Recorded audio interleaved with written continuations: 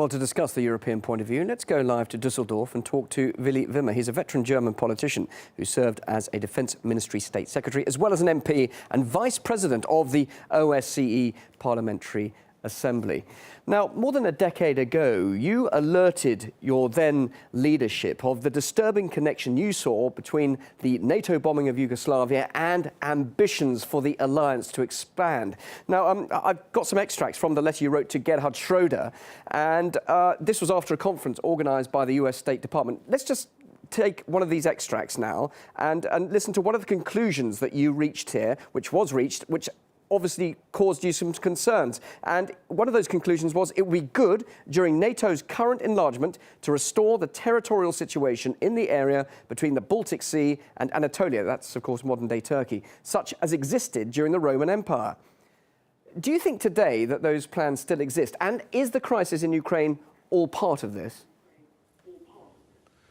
Hello to Moscow. I think what I wrote to Gerhard Schröder and as well to Angela Merkel in May 2000 is exactly what is going on in these days. During the conference in Bratislava, which was high-ranking with state presidents, prime ministers, defense and foreign ministers, and organized by the top leadership of the US State Department, they made a proposal to draw a line between Riga on the Baltic Sea, Odessa on the Black Sea, and Diyarbakir. All the territories west of this line should be under US domination. And the territories east of this line, there might be the Russian Federation or somebody else. That was a proposal, and when we see developments since then, I think it's like a schedule which had been presented to the conference participants.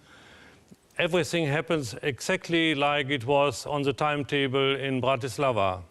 All right, let's have another extract now, another passage from your letter right now, which I'd like you to comment on. The quote is, "In all processes, people's rights to self-determination should be favoured over all other provisions or rules of international law."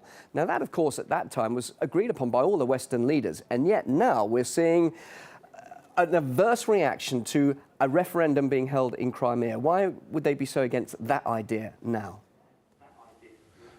Yeah, because they didn't make it. What we saw since the middle of the 90s, I think, causes all these problems we have today. Until the mid-90s, all major powers agreed in international law and in cooperation. But in the middle of the 90s, the United States changed habits, changed attitude. They no longer pursued international law, they proposed the law of the jungle. And the beginning was the war against Yugoslavia. And since then, Afghanistan, Iraq, Syria, Libya, what you know, everything is going because of these developments. And they no longer stick to international law and to cooperation. They make use of the military might, and this creates the trouble and the fear we have in Europe.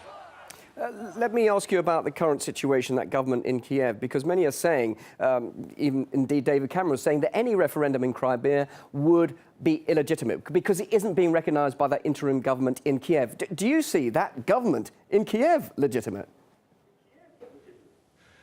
I think it was a putsch, a coup d'etat, what happened in Kiev. And what we heard in the news before, OSCE, and I'm totally surprised, OSCE and other international bodies are doing what they can to create a legal framework for a government which is not legal at all. And the problem we have with this government is they are not only not legal, they are working together with people who will be forbidden sooner or later by the Supreme Court here in Germany. Right-wing people, Nazis, fascists. It is interesting and outstanding that no Western government is talking about these people who created already once last century disaster, terror and wars in Europe. So why and is now that? These Why people is that come the back. case? Why is the legality not being questioned, and indeed the nationalist, the extremist element within the Kiev government being overlooked now by Western politicians? Yeah, because these new Nazis are our good Nazis now, and this is disastrous for all over Europe.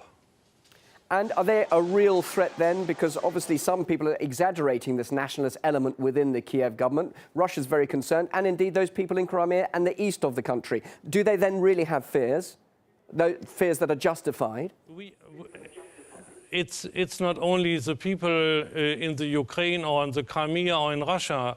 The fear is in Düsseldorf, in Cologne, in Paris and London as well.